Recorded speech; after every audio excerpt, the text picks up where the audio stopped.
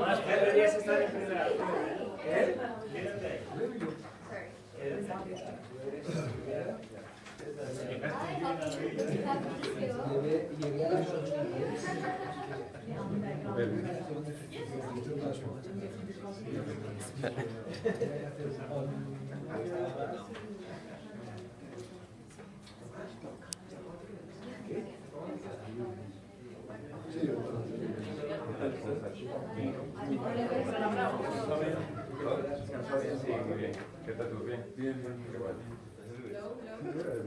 Hello.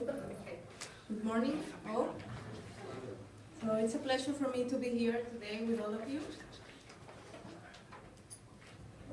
And welcome you to this event where you will have a unique opportunity to meet a spiritual master of the stature of Swami Purna under the subject Wisdom in Modern Times.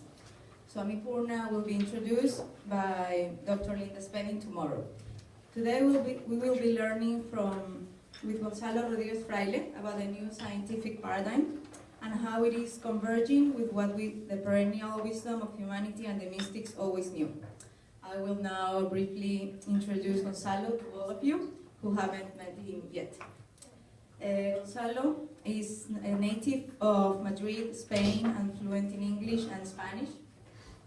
Gonzalo received a law degree from the University of Navarra, Spain, magna cum laude, in 1978. That year he also received the National Law Award for the highest academic average in law studies for the graduating class in Spain. In 1979, he completed a postgraduate studies in international law in Spain. In 1981, Gonzalo earned a Master in Business Administration degree from Harvard Business School. He has had more than 25 years of very successful and intense professional career. He's well known in the financial world since he has been the founder of many very successful companies like PRS International in the US, A&G in Spain, Prax Capital in China, and many others. He has served on the board of many important international companies, including the board of government-owned banks in Switzerland. Since his retirement from the world of business, Gonzalo has dedicated his life to spiritual growth and to the study of all this new scientific knowledge with the purpose of attaining self-realization and with the purpose of helping others grow in their level of consciousness and being more aware of the purpose of life and the way to attain happiness and freedom. Swami Purna has inspired and empowered Gonzalo to fulfill this mission amongst other leaders in the world that might be aligned with the same aspiration. I've been very happy and inspired since I was asked by Swamiji, that's how we call him, to serve coordinating all the details of the organization of this event. Therefore, I am here to assist you with anything you may need or any question you may have during this time that we will be spending together. I want to give a special thanks to Dawood Habib for his work and his support in making this event happen. And also a very immense thanks to Gonzalo for being the architect in making this possible. I am sure and I hope that these next 2 days will bring higher consciousness, new perceptions, and upliftment to all of us. Now I'll leave you with Gonzalo. Thank you.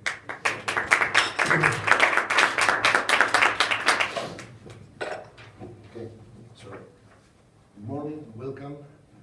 And what we're going to do today is that we're going to be speaking about science today, okay?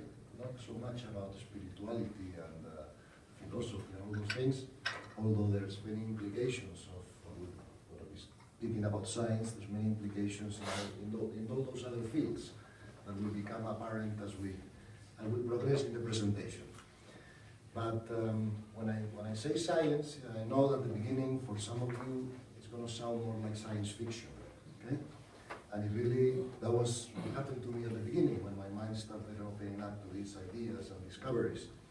But because we have the time that we have to make a presentation, I think the best way for us to go through this today is the following, okay? Don't accept or reject anything that is said. You know, just open a window in your mind saying, if it were hypothetically true what this guy is saying, you know, how would that change my life or affect me, or how would I think differently about things? And then, if you think this has some potential for you, then the only thing we need to do is we verify whether it is true or not later. But the verification part is the easiest. It's either true or not true. But if we stop the presentation for verifications here and there, it's going to be a little more disorder. Okay?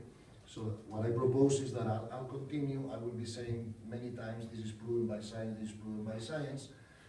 Hold the window in your mind that might be true. And then we're going to have afterwards a session of questions and answers, and even a video presentation from many top-level scientists today, short, 3 to 4 minutes interviews. That you're going to see how these things that we'll be talking about are really out there in the scientific world. Okay? So let's start from the beginning. Okay? The first thing I would like to say is that for the first time, and for the second time in the history of humanity, we are going through what I call a shift of paradigm. It's a new way of understanding the world and reality. And this really happened for the first time, in my opinion, it happened in the Middle Ages.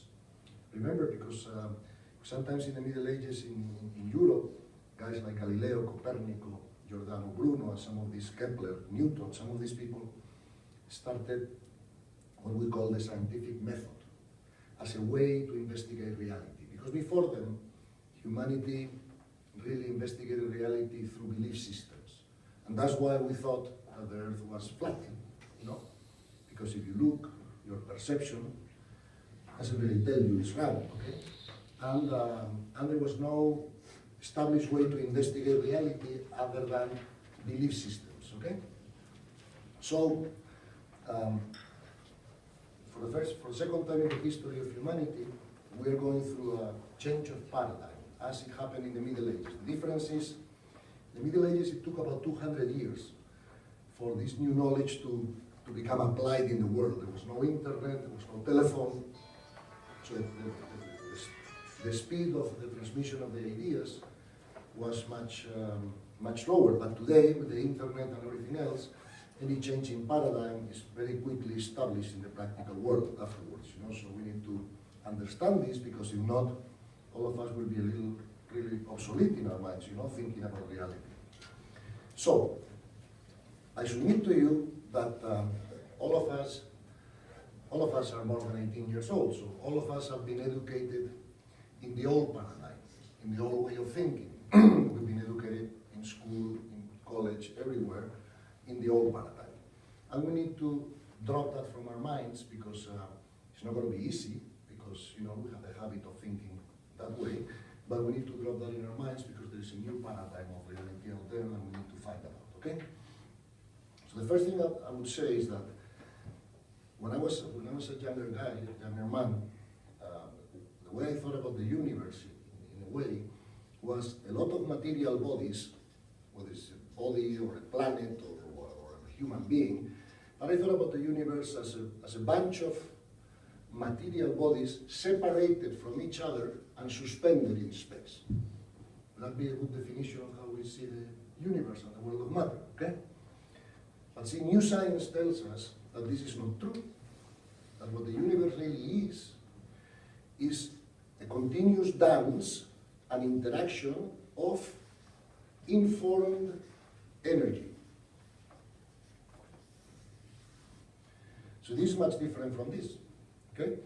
Our perception, and this interaction of, constant interaction of informed energy, we perceive it as suspended, separated physical things in space. It's amazing, but that's how we see it.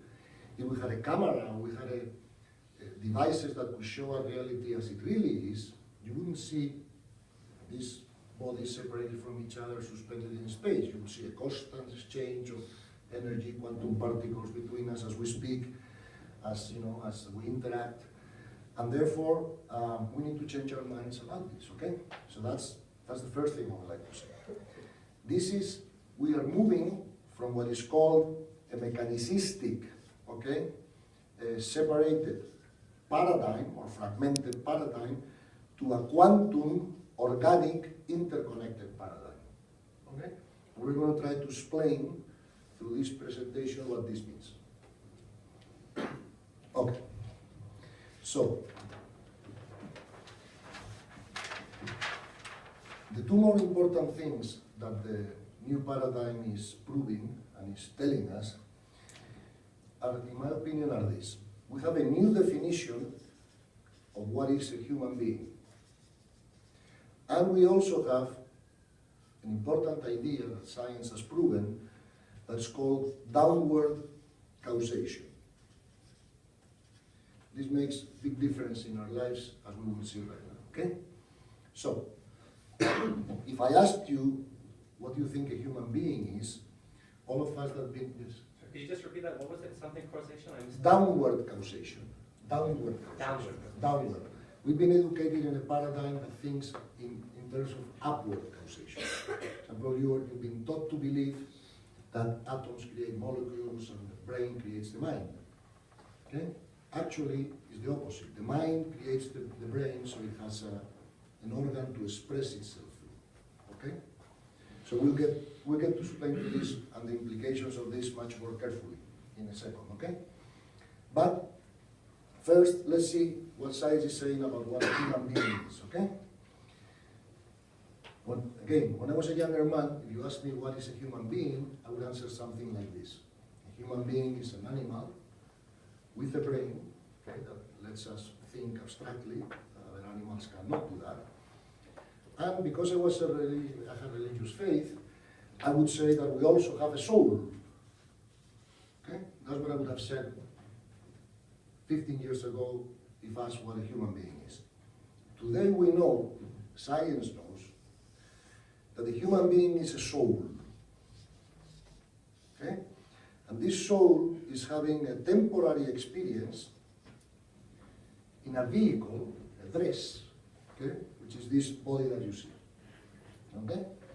So that's a big change, because it's not that I am an animal with a brain that also has a soul, and this you only believe if you have religious faith, because if you don't have religious faith, you just say you are an animal plus a brain.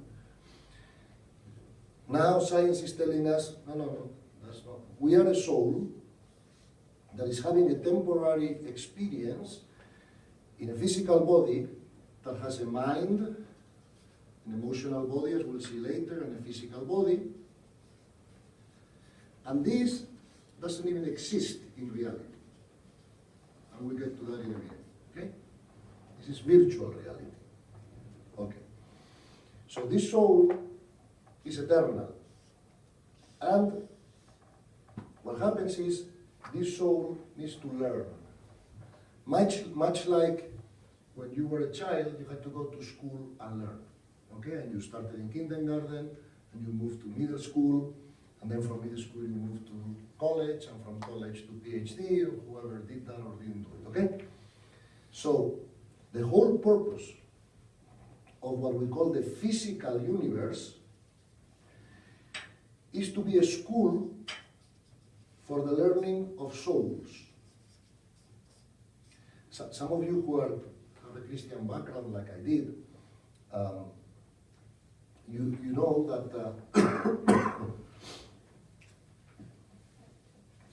okay, let's put it in a different way. Okay, so this is a school of souls, okay? And just to give you an indication, they have just estimated that there is about 100,000 million planets only in the Milky Way that are in the same position to their stars as the Earth is to the Sun, meaning that they could have the same characteristic as the Earth to harbor life, okay? We're saying 100,000 million planets, only in the Milky Way. Now, the Milky Way is our galaxy, okay? It's one of the smallest galaxies in the universe. And the Milky Way has about 200,000 million stars. That means there's more stars in the Milky Way than there are grains of sands in all the beaches in the world. Okay? And they have discovered that there is at least 200,000 million galaxies. Okay? So this is really mind-blowing. Okay? Now, they've also proven that we live in a multiverse, not a universe. That means there are thousands and millions of universes out there. So our minds cannot really comprehend, what reality is out there. Okay, so let's go back to this. Human being is a soul.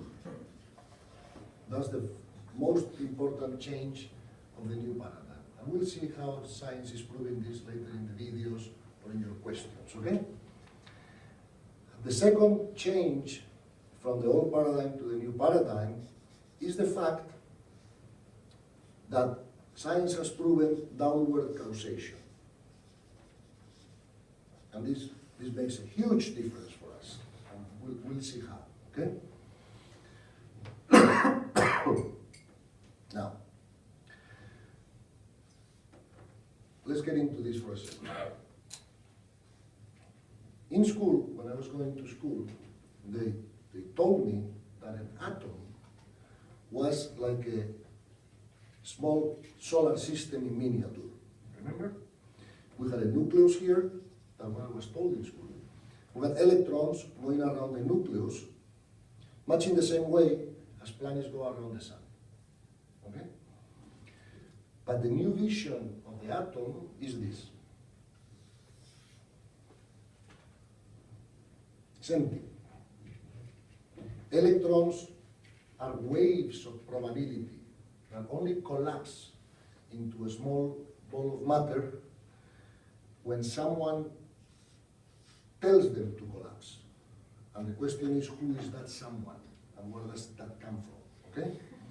So, no, we'll get into this. So, remember, the atom is not a solar system as we were told in school.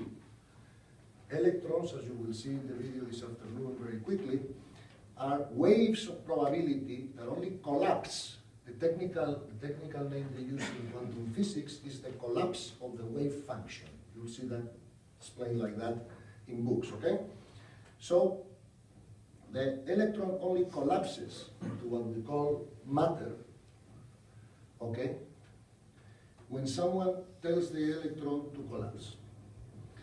So, what science has proven is that we live in a sea of consciousness, sea of light, that's called the A field or the 0-point field, and some scientists call it the Akashic field, just because this was the name that the perennial wisdom of humanity had given to that field 5,000 years ago, before science could prove it. Okay, this is mystic knowledge. In summary, we can say that what science today is doing is science is proving the universe of the mystics.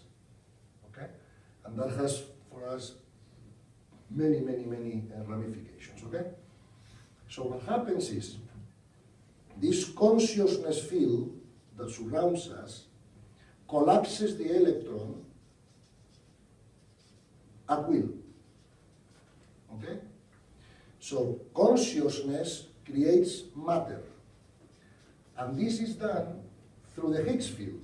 I'm sure you've been reading in newspapers very recently the discovery of the Higgs field in the accelerator in Geneva. Okay? So consciousness collapses the electron at will.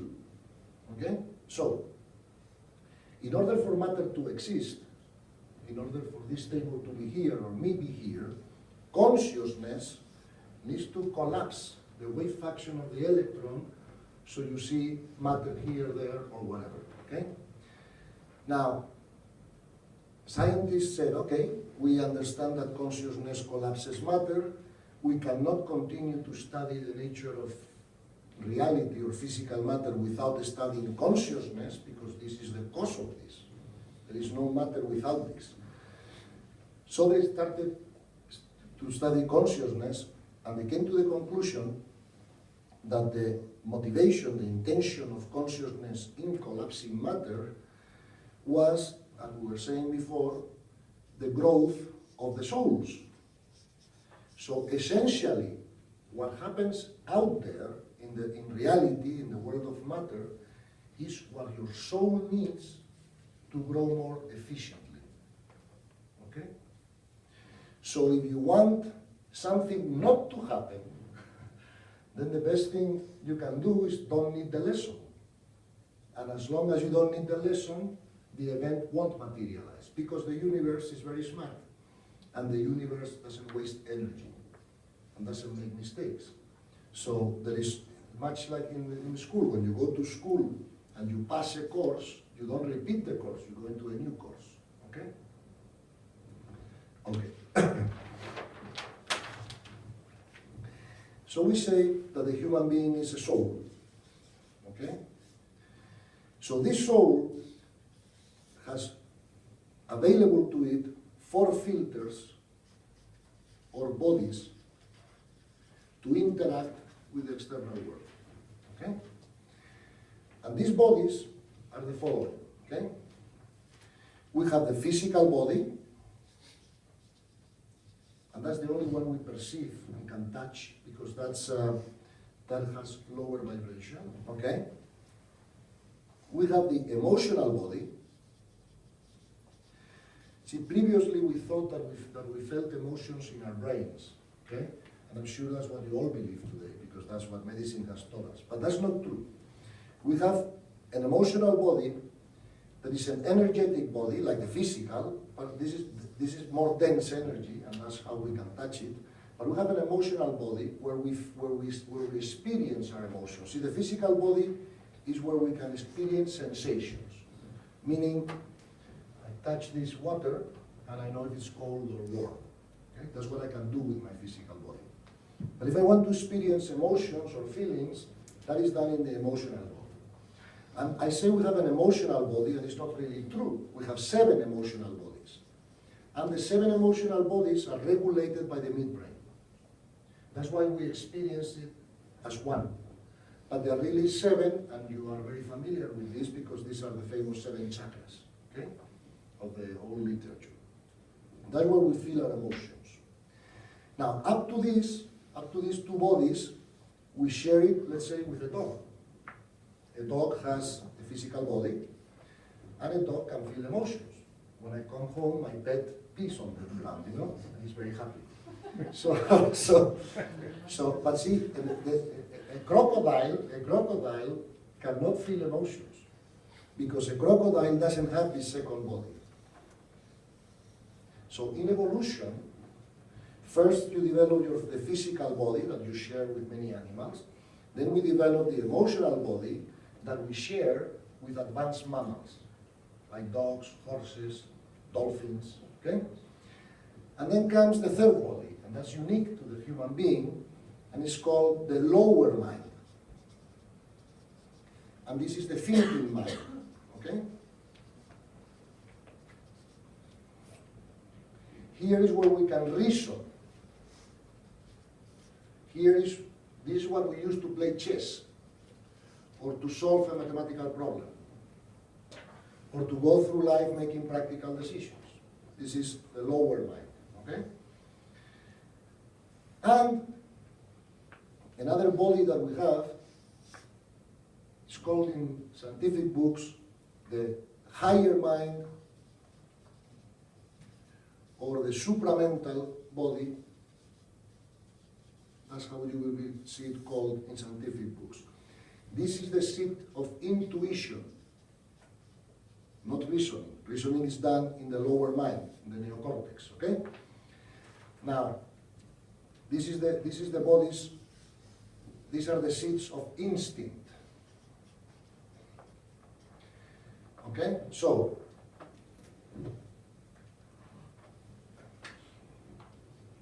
as human beings, we are constantly using these 4 bodies. The only problem is that this supramental body here, or higher mind here, today, is only used by about 10% of the population, the higher consciousness. All the rest of the human population operates from here. Okay? Now, the problem is when you operate from here, okay, I need to explain something else before we get back to here to understand this better. Okay? So, we are saying that everything that exists in the universe is formed of only two components, okay? At the basic level, all of us, this table, this room, a thought, anything, okay? A soul, even God, is only made of two things. It's only two basic components.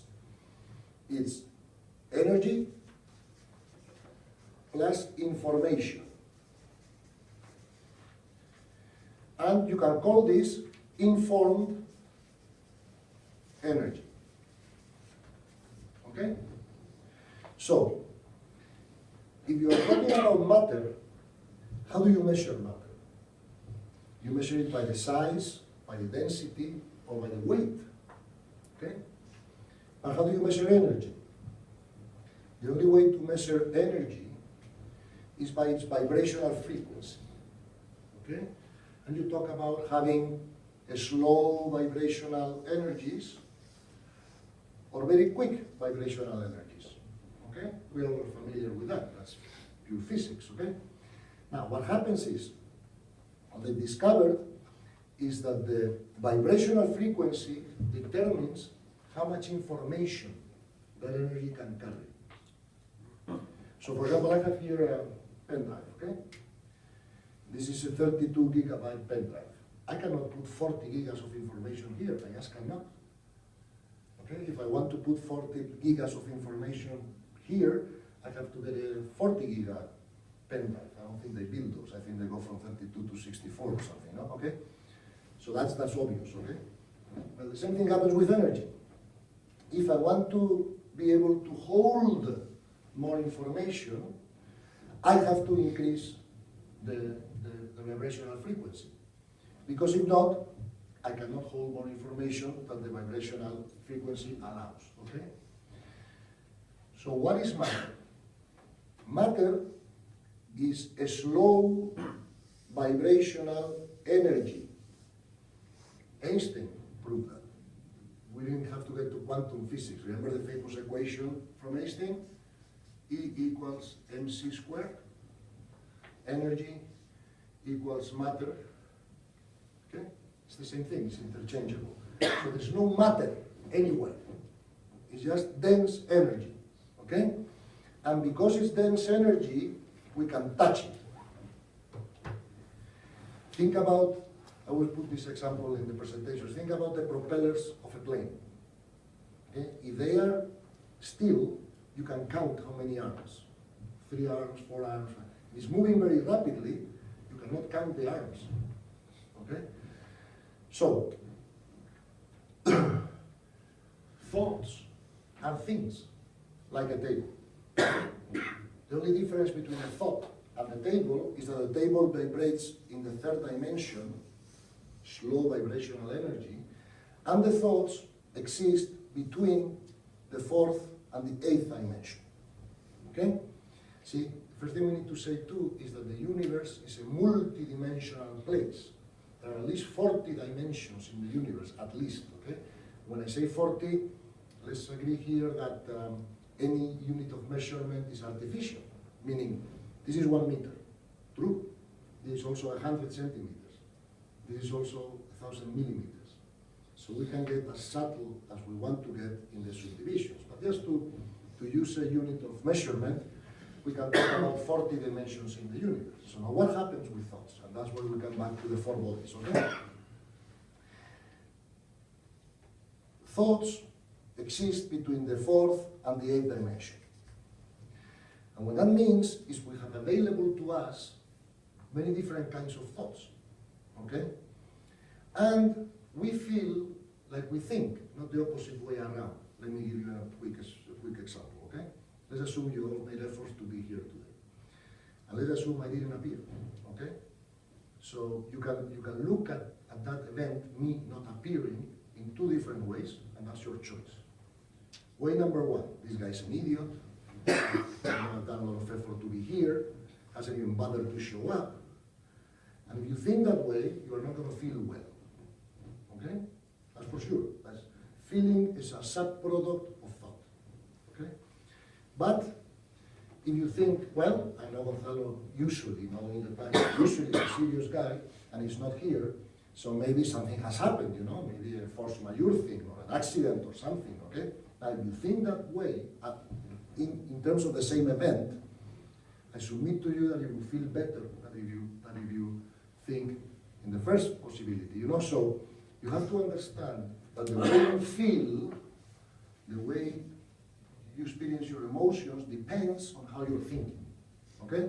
So, because feelings and emotions are a subproduct of thought, you have 4 dimensions of thoughts available to you.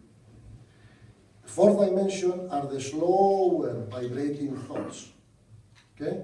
And they always produce an uncomfortable feeling inside you, one you don't want to be in, okay?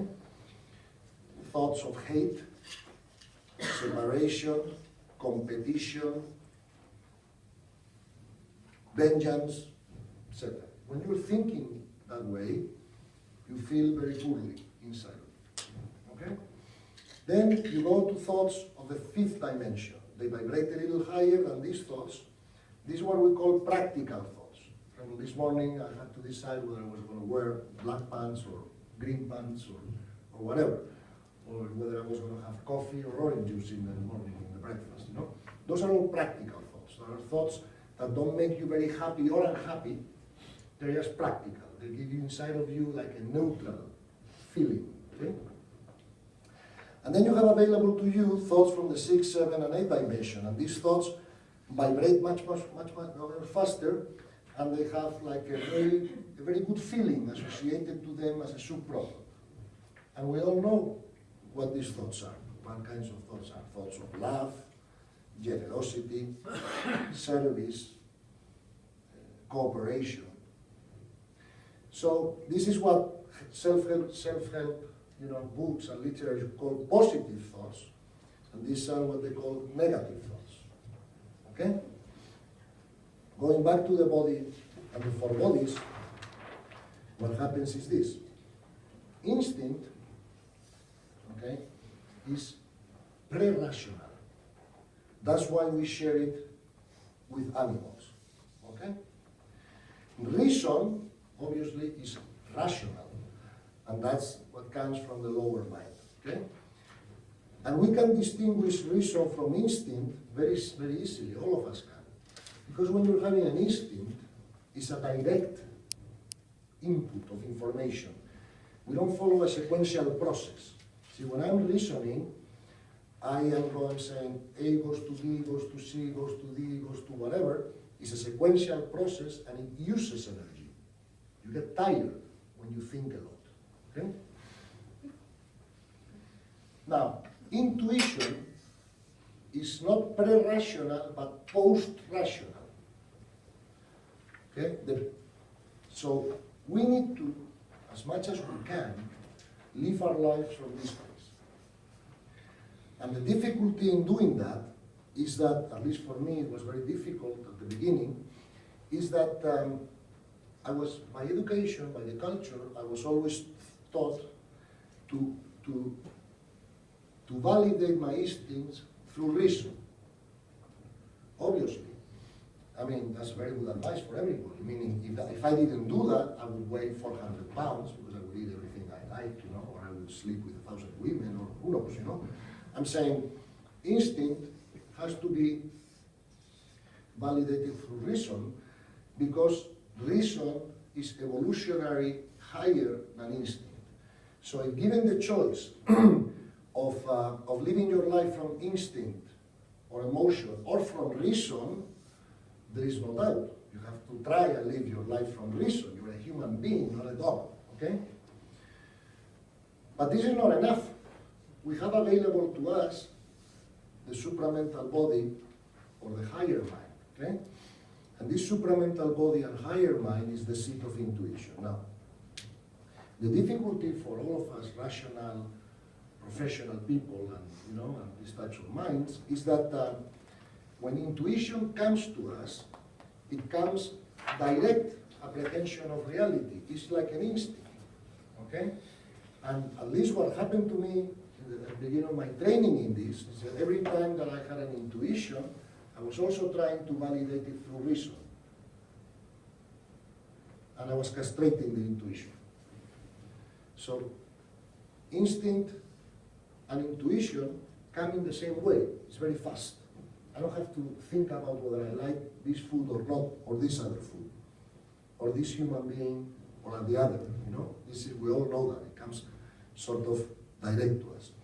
And we need to learn to distinguish it, because we need to trust this and not trust this. And the only way, after many years, because it was Swami Purna who gave me the solution of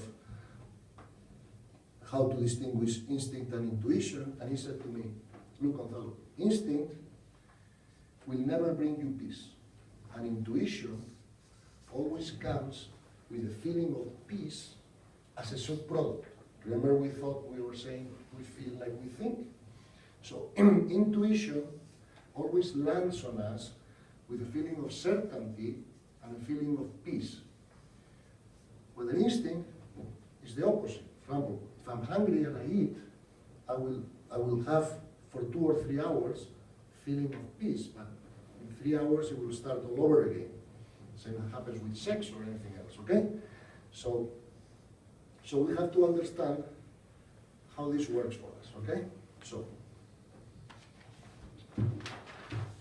just to recapitulate a minute, we have said that the universe is not what we thought it was, that is certainly not a series of physical bodies suspended in space. We have said that science redefined our vision of the human being and said that the human being is a soul who's having a temporary experience in a physical body.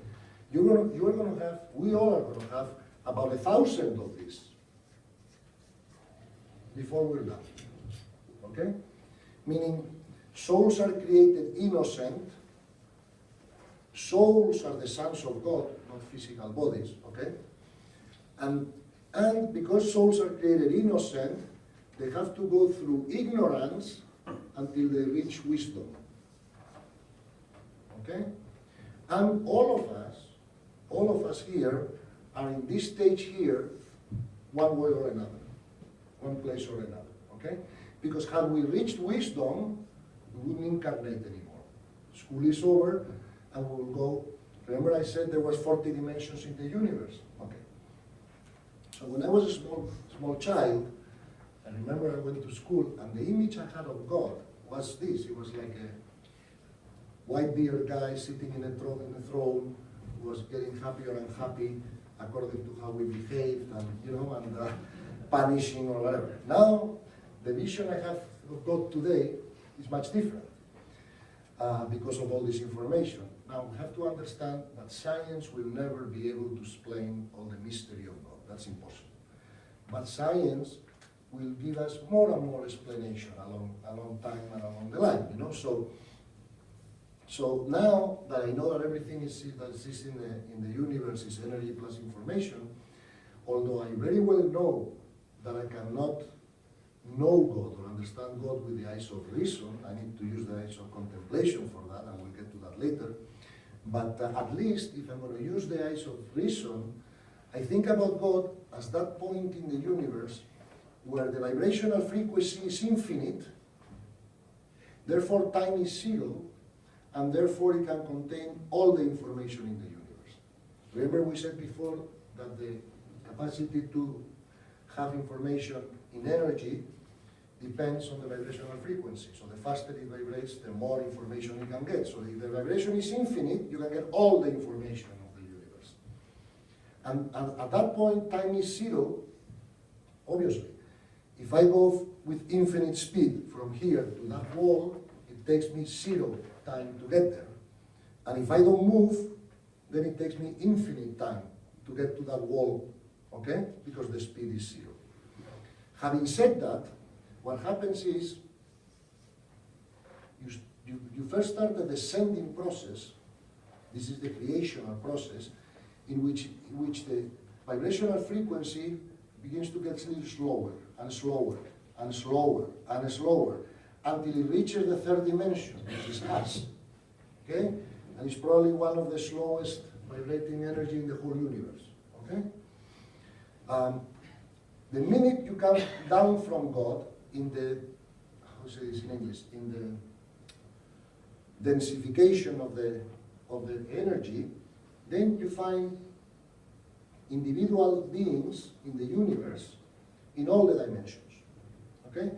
So science has proven, and this is astonishing, but science has proven the existence of angels.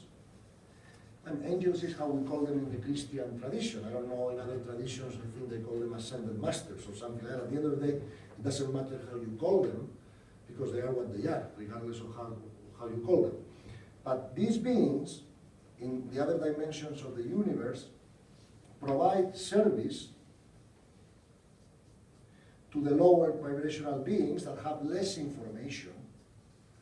So the higher vibrational beings with less information can grow through the dimensions of the universe, and that growth is a given, meaning there's no way not to do it, because the attraction of the higher vibrational energies over the lower ones is deterministic, meaning you cannot not grow. The only thing you can do is speed the process or slow the process with your intention and attention, but it's not such thing as not growing. All souls will end up going through this process of multidimensional universe until the end. There's no such thing as eternal hell. And hell, in any case, is not a geographical place, it's the lower states of consciousness, okay? So there is no eternal staying there, okay? Okay, so, to recapitulate, the universe is a different place they told us it is, the human being is a different thing they told us it is, okay? And everything works through downward causation. What it means really is that what this paradigm changes in us is that we recover our power, meaning that we are responsible for everything that happens to us. There is absolutely no way to continue to think in terms of the victim paradigm, you know? Okay, lots of things happen to me out of my control and I cannot do anything about them. That's not true. Because the only thing that happens to you is mathematically, with mathematical precision, the events you need for your soul to grow. So if you want to change the events that are happening to you, the only place where you can work is inside you. Because we are not doers of anything. Consciousness collapses the electrons for us. The only thing we do is that to the extent that we don't need a lesson, the universe will not present the exam. Okay? So when I talk to my children many times, I say, look, you know, there are two ways you can learn not to drive and drink. Okay? One way is that you drink, you drive, you get stopped by the police in the physical world, you spend 8 hours in jail, you spend $10,000 solving the problem, you have a criminal record for 2 years, nobody hires you, and you learn. Okay? Believe me, you will learn. But there's another way to learn, which is imagine all that in your mind. Go through the event virtually. Okay? And if you learn from your virtual exercise of the event, then you don't need the event to manifest in the physical world, because you don't need the lesson. Okay? So, if we are a soul, and if we are learning, well, before we get to that, if everything is energy plus information, you may ask me, okay, I understand the energy part. Obviously, I thought this was matter, but I know it's dense energy. That's not very difficult to understand, you know. I mean, that's just the way to express things. But where's the information in the human being, you could ask me? You know, if everything is energy plus information, talk to me about the information part, okay? That's not as clear, okay? Okay, so let's talk 2 minutes about the information part in the human being, okay? Science has proven that we have 3 archives of information, like files of information in a computer, okay? You have different files. And the 3 archives of information in the human being are called the genetic archive, the character or personality archive of information, okay? And the third archive is what science calls the consciousness archive. Let's explain the difference between these three, okay?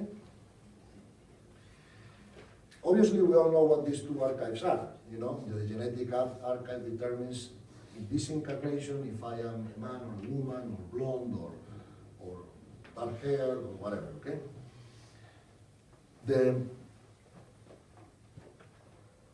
character of personality archive, we also know what it is. We don't have tendencies of personality since we're born, you know, and inclinations, and blah, blah, blah, blah, and gifts or not gifts, or whatever, okay? We are very familiar with these two archives. Literature, psychology, genetics have written about this extensively. These two archives, these first two archives, have two characteristics, okay? The first characteristic is that they are corruptible. By that I mean that I can really mess with my genetic archive, or I can mess with my character and personality archive. Let me give you two quick examples. If I drink 5 bottles of whiskey tonight, tomorrow I will have a hangover. That's a given, okay? And if I do that every day, I will be messing with my genetic archive because I will probably develop cirrhosis or a liver disease or whatever, you know, okay? Now, in the character and personality archive, I can also mess with it. Now, if I allow too many negative thoughts, fourth dimensional thoughts, remember, to dwell in my brain for a long period of time, I will probably develop a depression. Remember downward causation? So it was thought by psychiatrists up to 10 years ago that depression was caused by a chemical imbalance in the brain. It was a sickness, like the flu, okay? It's just that this sickness meant that there was a bad functioning of the chemical and neurotransmitter reactions in the brain, and that produced, or so did the psychiatrists think, negative and obsessive thoughts that you could not liberate from, okay? Now we know it's actually the opposite, meaning if you allow very many negative thoughts to dwell in your mind for a long period of time, those thoughts change your chemistry, okay? Remember downward causation. Everything, see, the higher vibrational energies have an effect on the lower vibrational energies, but not the other way around. So thoughts vibrate higher than matter, and therefore, actually, and I will show you some graphs now in a few minutes, shows thoughts change the physiology of your brain and the circuits you use to process information. So now, once the thoughts have changed your chemistry, then you have another problem.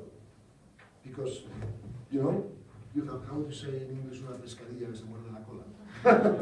A vicious circle. A vicious circle, that's a good way to put it, okay?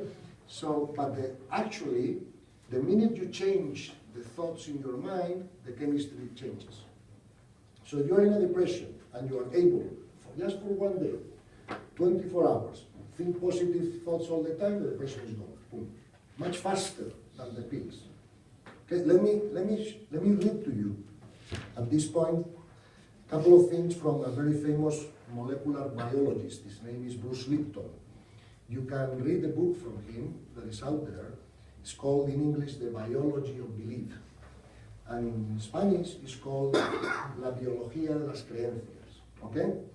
One of the things that Lipton says in his book, and all other scientists concur with this, is that the cells in your body are influenced by their environment much more than by the genes.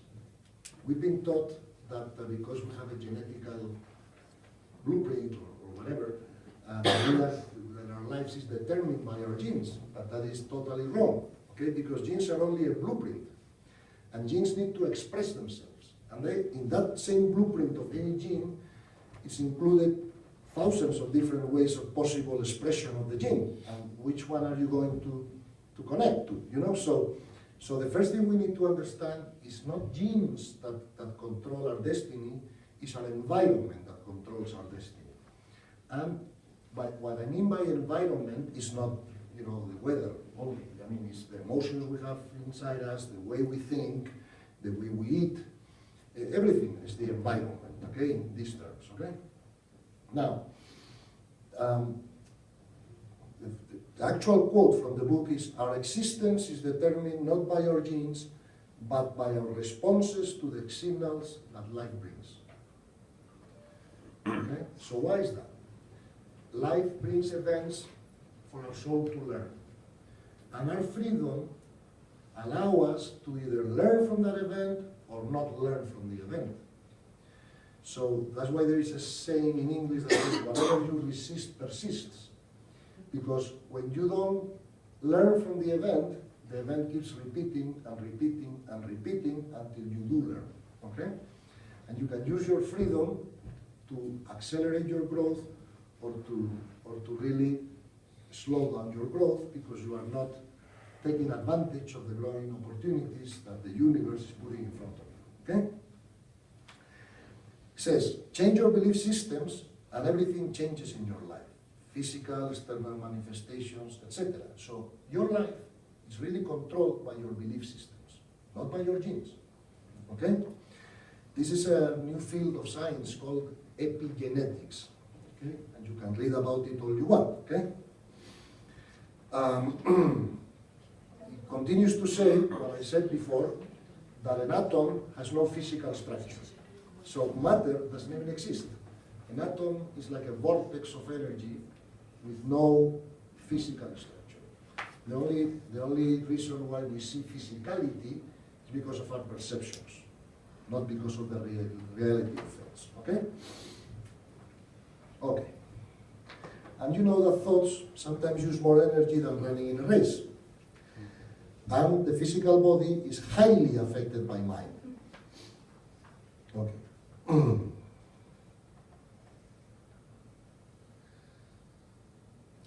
Another thing that he proves is that the more you grow in consciousness, the bigger the area of the membrane in your cells, and that can be measured.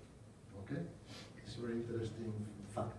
Okay, so if we're a soul and we're here to learn, then what is it that we have to learn? You can ask me. When we went to school, we knew what we learned. We went to primary school and we had geography, history. There were the subjects that we needed to learn. We passed the course, we went to another year, and there were other subjects, that we needed to learn. So you can ask me, what is that the soul needs to learn? Okay? And we'll get into it right now.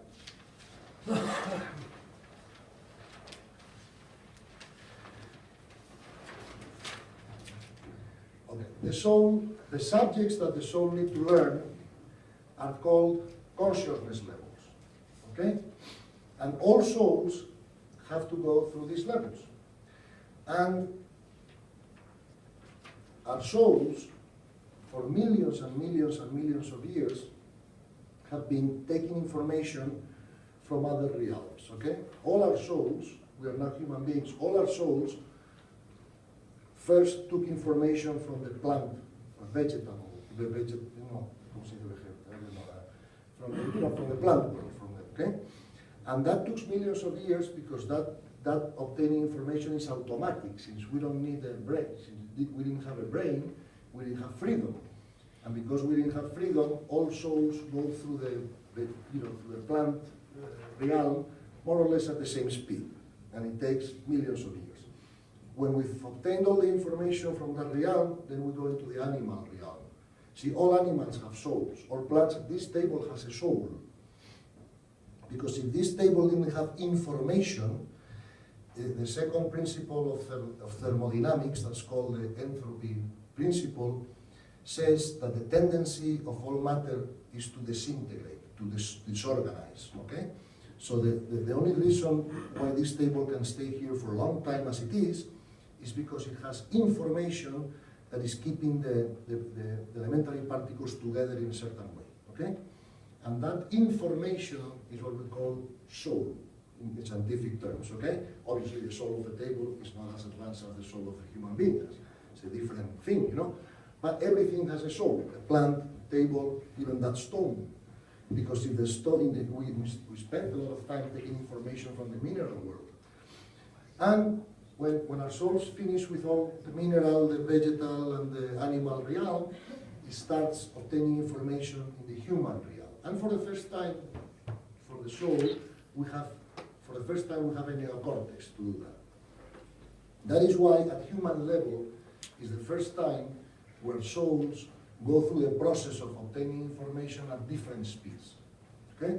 Because a human being, using his freedom, can cooperate with the growth plan for the soul or not cooperate. And if we don't cooperate, we are going to repeat. Much the same way as a child that doesn't pass the exams in the school year repeats the school year. Okay? So, the subjects that the soul needs to learn are what we call the consciousness levels. Okay? There are many models of consciousness levels out there. I'm going to show you a couple of them. Okay? But let's start with one that is very, very simple. Okay? This is the model of Schmedling. Okay? And this model says that essentially we have, 4 levels of consciousness available to us on Earth. Okay? This planet, in every school of souls, and believe me, there are many others in the universe, in all the schools of thoughts, of souls, at the human realm, you always have 3 levels of consciousness coexisting in that school. Much in the same way that in every school here in London, you have kindergarten, you have middle school, and you have high school. Okay? And what happens is that every year, new kids come into the kindergarten, and some kids graduate from high school, and the number of students is constant, but there is a constant renovation of students because some come into kindergarten and some leave, high school to college. Okay? So, in the human realm, here on Earth, the lowest level of consciousness that we're having today is what experts call level 2, because level 1 doesn't happen on Earth anymore. It did happen many years ago, but doesn't happen again. Now, level 2, you have to understand that 25% of humanity is in level 2. These are the people that make all the problems. And when you put the news, the terrorists, the criminals, the violent criminals, the people that traffic with drugs, with other people, terrorists, all violence, all physical violence is done at this level 2 of consciousness, okay? And level 2 has 3 characteristics. Conflicts are resolved by physical violence, okay? Al Capone doesn't sue you. Al Capone kills you, okay? Shoots you, not sues you, okay? The second characteristic of this lower level is that all systems of government are dictatorships, okay? If you go through Syria or Libya or Honduras or places that are less developed, let's say, than England, you get a dictatorship, you don't get democracy. They don't even have the institutions to run democracy even if they wanted to, okay? So, and the third characteristic is that they don't produce technology. They use it, they buy it, but they don't generate it, okay? So, 25% of the population, about 1,000 million people are in this level 2, and this is creating all the problems in humanity, okay? Now, 70% of the population is what we call level 3, okay?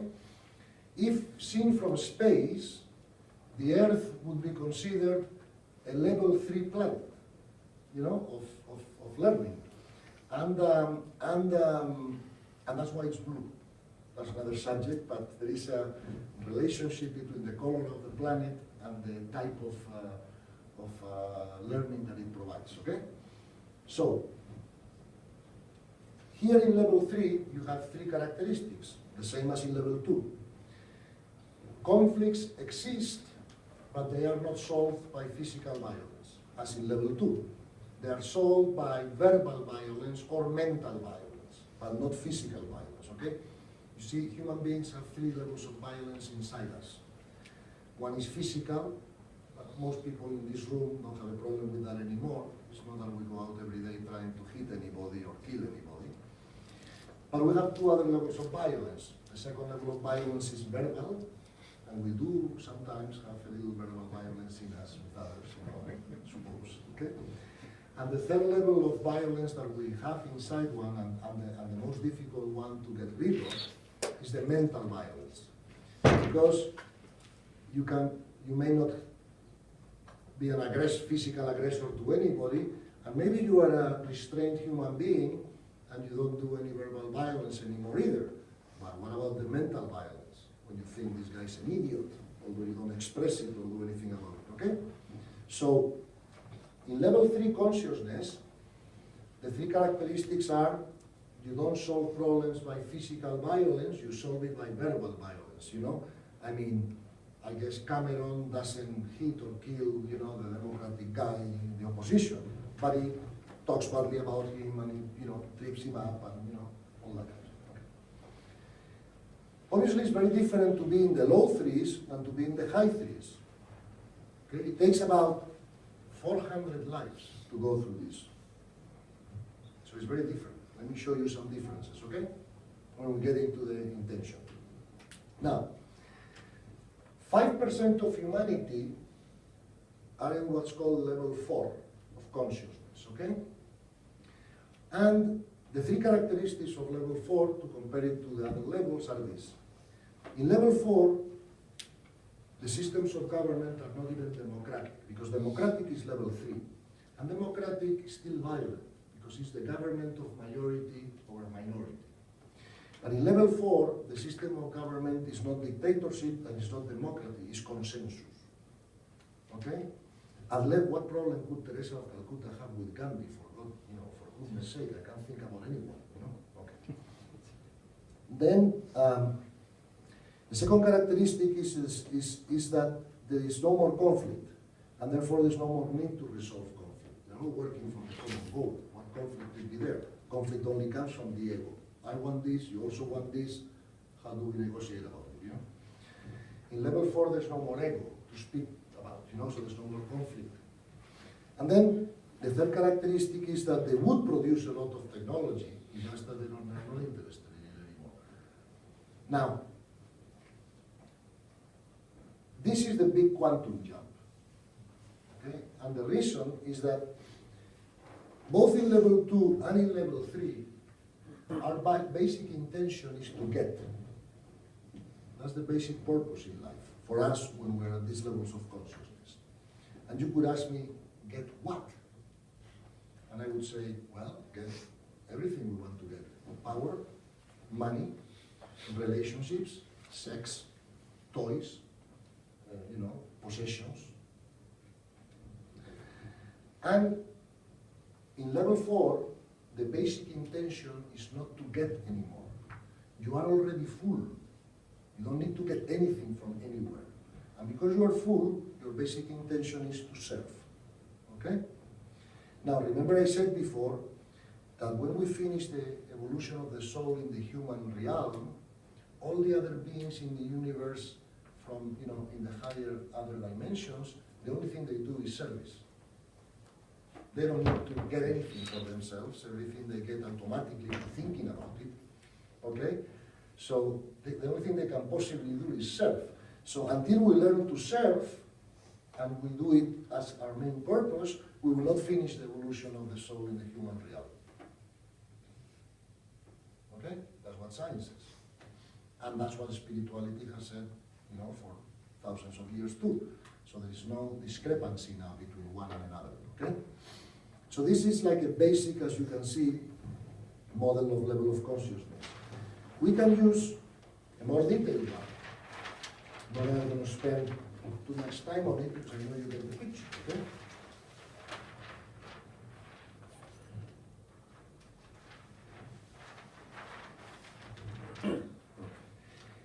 This is a more detailed model of consciousness, and this is actually, this model is from Hawkins, okay, from David Hawkins. You can use any other model. We can use Wilber, we can use Aurobindo, we can use many other models of levels of consciousness. Here, in the level of consciousness of Hawkins, you can see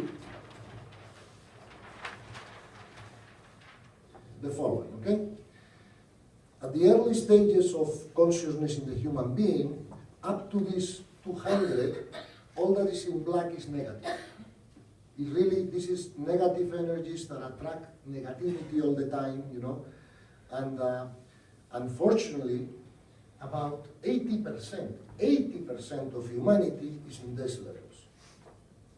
And that's why the experience of life for people is usually not nice, you know, and they are full of problems and difficulties and negativity, okay? And well, this here is, we call it a scale, okay? Because this is the unit of measurement of the vibrational energy of the consciousness level, okay? We can measure it in many, many ways, but we have to understand one thing that's very important. 150 is not 2 times 75 for this model. This is logarithmically more powerful, okay? So, just 1 point difference in consciousness level is huge, okay, in terms of the power of the energy. So, again, here you can see that the big jump is here, in the line of 200 and in the line of 500. I will explain why. See, in the line of 200, here is where positivity begins, okay? But from here to here is the world of reason, is the world of linear thinking, okay? And for example, people like Gandhi, Gandhi was here. No, people like Einstein, people like Freud, people like the big scientists or the big philosophers, they calibrated at 499, okay? But they couldn't make the jump to the 500s, because in order to make the jump to the 500s, you need to abandon the linear domain of thought. And you need to open yourself to the mystery of the universe and to the miraculousness of everything, okay? So most people that you meet, okay, in your work, in your profession, are somehow here, okay? Because from here upwards, it's only 5% of human. This is level 4. This is the level 4 of Schmidt, okay?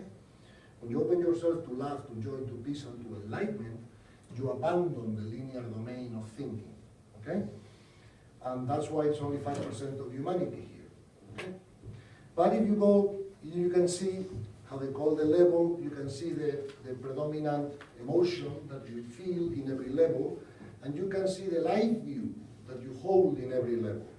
Okay, so let's say if you're operating from pride, okay, this was the consciousness level of the British when they were occupying India, okay? The emotion is dignity, and you see the world as a demanding place. That's why Gandhi really had no problem take them out of India without shooting a bullet, because Gandhi was operating from this level here. The power of this versus this is a joke, okay? So, you see the life view of each and all of the, you know, if you are in the, some people that you see in Africa dying from hunger with the flies on the faces, and they're in the level of guilt and shame and apathy. You see? They're the lower levels of consciousness, and you know, their emotion is despair, blame, humiliation, and they feel miserable and condemnation and hopeless. Okay? So, really, the solution to all the problems of our lives is to grow the consciousness level. There is a scientific equation that says, I'm going to write something here for the future, okay? Happiness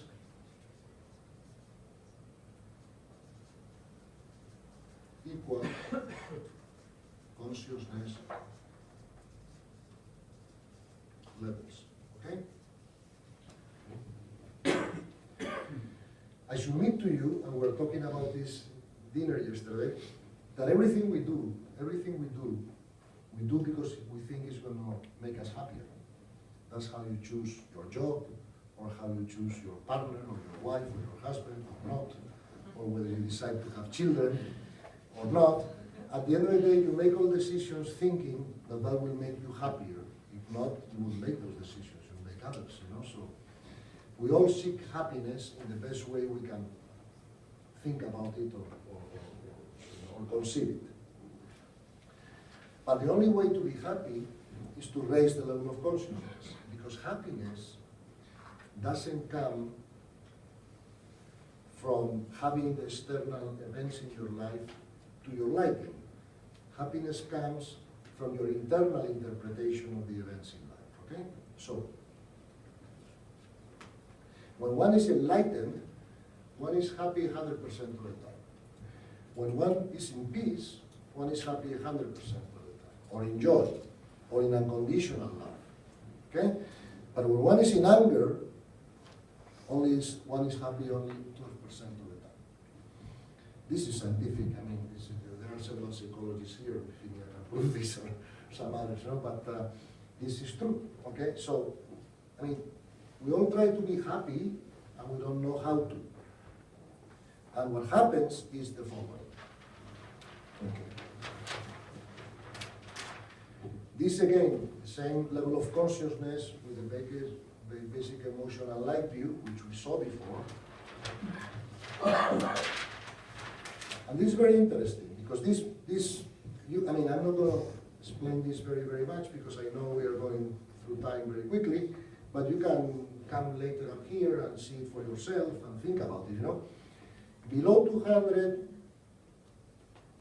you operate in linear context, you are literal concrete, you are materialistic, you believe in cause and effect, you are pedestrian and mundane, you have left brain physiology, you have definable, describable, I mean, I don't even need to go through this for you to see it later and understand fully how everything changes in your life, in terms of everything, how you see things, how you operate, everything, in the different levels of consciousness. See, levels of consciousness are like energy attractor fields, and they really determine everything that happens in your life.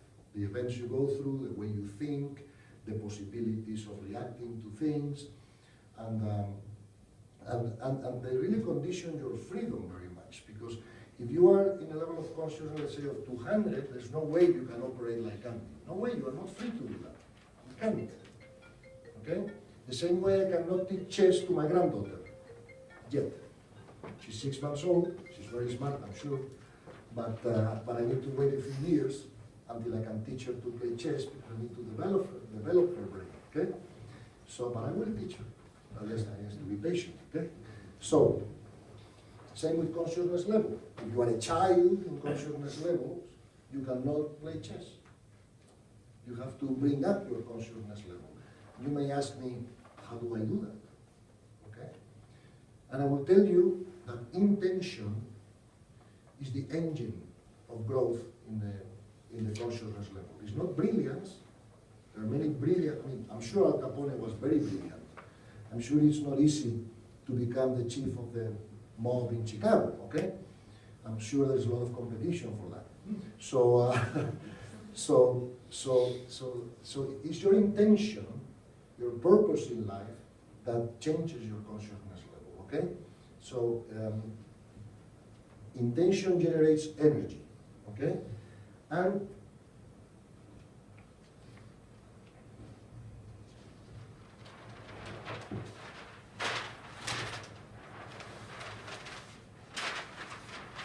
I'll get to this later if we have some time. So, this is a very important piece of information. I think this is outstanding. Okay, to me it was. I mean, look, when you are between 1 and 200, the lower consciousness levels, this is the brain's circuitry that you use. Okay, the input goes to the thalamus, and goes very slow to the cortex and very slow to the amygdala. And that's why everybody in life is reactive. Okay? I will submit to you that if you are driving here in London, you know, in any street, and every car that passes by, you show him the finger, about 90% of the people are going to show it back to you. Okay? They have no other option. This is the brain circuitry they use. There's no way to prevent the activity in this brain circuitry, okay? Now, when you grow in consciousness level, the physiology of your brain and the size of the membrane in your cells changes. And now, when you receive an input, like seeing someone showing the finger to you, it goes very quickly to the cerebral cortex, very fast to the ethereal brain, very fast to the thalamus, and then you can control the response before it gets to the amygdala. Okay? So that is why, I mean, I don't have to tell you, this is something you all imagine. Would you think that if Gandhi is going through the street and you show him the finger, what do you think he's going to do? Do you think he's going to react? No. You all know that. Okay? So who is going to react? All the rest of the population. And why is that? You may ask yourself. Because of the consciousness level that allows Gandhi to use this circuitry in his brain. Okay? And the rest of the world is using this circuitry. And there is nothing you can do, nothing, to help these people unless they grow their level of consciousness and develop the ability of operating this way. The same way I cannot teach chess to my granddaughter. Because she's 6 months old, she needs to develop her brain to admit in her brain the possibility of abstract thinking, not concrete thinking, before I can show her to play chess. Okay? That's not new information. Okay. Yeah? Okay. So it's 12 o'clock. We are going to have a quick break, and we will finish up the presentation in 15 minutes, and then we'll open it up to all kinds of questions that you may have, and we'll get into the fun part.